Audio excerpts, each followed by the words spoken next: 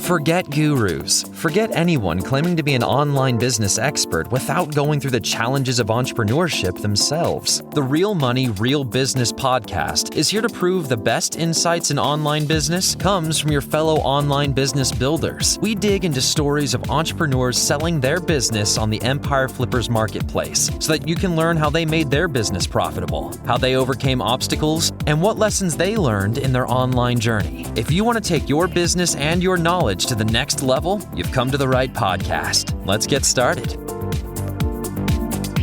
Hey everyone, welcome to another episode of the Real Money, Real Business podcast. We record these interviews so potential buyers have more information about the seller and the business to help them make a buying decision. Before we dive in, let's go over a brief summary of the business. It is an affiliate and Amazon Associates business created in December of 2017 in the pet care niche. The average monthly revenue for the business is $8,800 and makes an average of $8,396 per month in net profit. The assets included in the sale are domain and all site content and files, social media accounts, which include Facebook, Pinterest, Instagram, and LinkedIn, and an email list with 30 subscribers stored in MailChimp. For everyone listening, you can visit empireflippers.com/marketplace and search for listing 57185 to learn more about the business, or you can unlock this listing to start your due diligence if you're interested in purchasing this asset. So that's a brief overview of the business for sale. Let's hear from the seller with me today. So welcome to the show, Oleg. How are you doing today? I'm good, Nick. How are you? I'm doing great, and I'm looking forward to learning more about you and your business. So to start us off, can you tell us a little about your background in building and running online businesses? Yeah, totally. I started working in internet marketing since 2010. Specifically, I joined SEO maybe in 2014, and I started working for a business that was selling JDM cars in Canada. JDM means Japanese domestic market. Basically right-hand drive cars. And since there was low competition, I just simply started doing SEO for them. And it's one of the niches where it has high searches, at the same time, pretty low competition, just simply because there are so many restrictions to import such cars in Canada. And I was succeed on SEO, and I got into this field, and I started learning more and more. And I'm joining SEO affiliate field in 2017 when I created that website in pet care niche.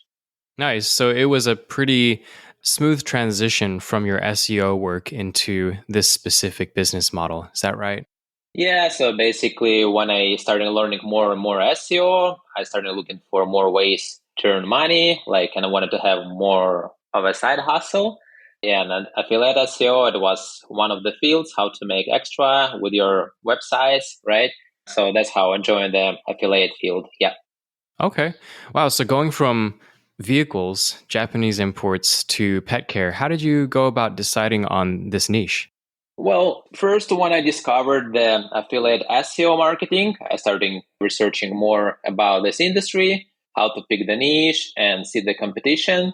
Like many experienced affiliate SEO guys, really recommend to start with the field, the one you're interested in. And as a result, I have a few pets in my household. I have 2 dogs and 2 cats. As a result, I know a lot about this niche, and I know, most importantly, what people need in this niche. So I decided to get into this field, and not only I found some opportunities, it's not pet care niche in general. Let's say it's some specific pet care niche. So I was really curious about this specific niche, and as a result, I found some low competitive keywords that I can rank pretty fast. And most importantly, there are many products in this niche that could actually use for my pets. I can actually test them. That adds the value of the website. So that's how I got into this field. Nice. So it's been a few years now. So why are you deciding to sell the business at this point instead of keeping it and growing it? It's pretty simple reason. We're just expecting a baby, and we just need to move to a bigger place. And the COVID recently skyrocketed prices in my area where I live in Vancouver. Pretty much it's the same for every part of the world, I guess. So yeah, just need a proper down payment for now, and looking just to expand a new bigger place right now. And since the real estate pricing is crazy, just need extra cash at this point. Yep, that's understandable. And congratulations, by the way. Thank you. Yeah, so Throughout your journey of building this business, what did you learn from building this specific site that just seemed to work? Yeah, there were a few milestones that I definitely learned. The very first and important one, initially, when I just started this business, it was monetized only through Amazon Associates. Back in the days, in the pet niche, there were 8% commission, which was quite generous in my opinion. And then, as you know, at one point, I think 2019 or 2020, yeah, I don't remember which year it was, but one day Amazon simply decided to cut all the commissions, right? And all the revenue decreased from 8% commission to 3%, which was quite drastic, right? And it was a bad day for affiliate SEO industry. As a result, what I learned, it's the best to diversify your websites and not using only one affiliate program, but use a few. I started working on diversifying all my affiliate revenues. And I was surprised, but I found so many opportunities that I didn't even look into before. Like there are so many different products that not even listed on Amazon at first. As a result, I just found so many different affiliate programs. Right now, websites so well diversified. And I think if you check my P&L, you might find maybe 8 or 10 different affiliate revenues.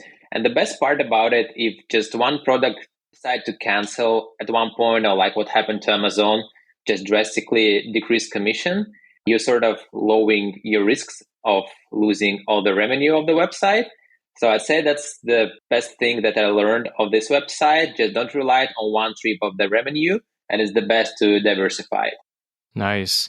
Yeah, that was definitely a bad day for a lot of website owners, but good job on being resourceful and making your business stronger as a result, just by diversifying your different income streams. So that's great. Was there anything that you tried with this business that didn't seem to work out? Yeah, there were a few things. Like at the very beginning, when the whole on-page SEO part was done, I started working on the hardest part, in my opinion, of SEO, which was the off-page, and just wanted to do it right at first. And I started like buying a few guest post opportunities, but most of them didn't work well, just simply because the websites where I ordered those guest posts seems like that was a website that sell guest posts to every single person.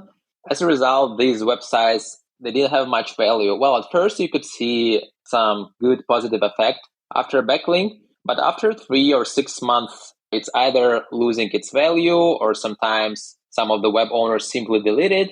As a result, I found this way of building links inefficient.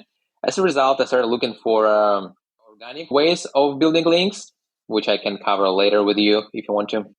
Nice. Yeah, so shifting to more organic methods of building out a site. That's great. So, as of right now, maybe this is where we can talk about that. The business has grown to a certain point. It's not a completely new site at this point. Can you describe the amount and the type of work that you do now on this business to maintain it? Yeah, totally. There were a few search queries that I was really interested in increasing just because of the revenue. And the website achieved its goal already. Right now, what I mostly do, I just simply update the website every month. I just simply post 2 to 3 informational articles, just simply to keep the website live. Because as far as I know, it's important for Google to see that the website constantly updates with new articles. And also, I constantly update the current articles, especially the one what's so-called best articles, right? Because most of them are written for the year of 2021 and 2022 is coming. So as a result, the articles that has best traffic right now, I'm just trying to update either with new products or with new descriptions. As a result, Google sees the effort and update the date of the article. And that's how I can keep the same positions for right now. In order to do this, you don't need to spend much time. I just simply spend 2 to 3 hours per month, maybe. Just simply give a couple of tasks to copywriters, simply check new products, whether there's some maybe new model of product released. If so, as copywriter, just simply update some parts of the article. That's pretty much it. It's pretty easy to maintain. And there is some still room for growth, in my opinion. I simply didn't do this because I just posted this website for sale, and I'm just not interested in growing this more at this point. But for the potential seller who's about to buy, I can definitely share a few ideas where I can see this website can grow. Yeah, that's actually exactly what my next question was going to be. If you were to keep the business, or maybe some advice for a potential buyer, what are some ways that you would try to grow it? Yeah, there are a few products and the whole product directions where a website is missing out. And if the potential buyers will ask for specifics, I can actually provide them with a specific plan of some of the articles that I think would work the best. And honestly, I think they can rank pretty fast. That might create extra revenues for the website. So yeah, the reason why I haven't done this yet, just simply because I posted the website for sale and I'm basically not interested at this point in growing this more. And I just more focused on other websites that I have right now. Yep, sounds good. And with any opportunity, of course, there is some risk. And I know we talked about risk that you experienced last year, or maybe it was the year before. But what do you think are the biggest risks with this business that a potential buyer should be aware of? Yeah, totally. When with just this, I think it's a typical risks with any single affiliate websites because affiliate websites basically rely on two things.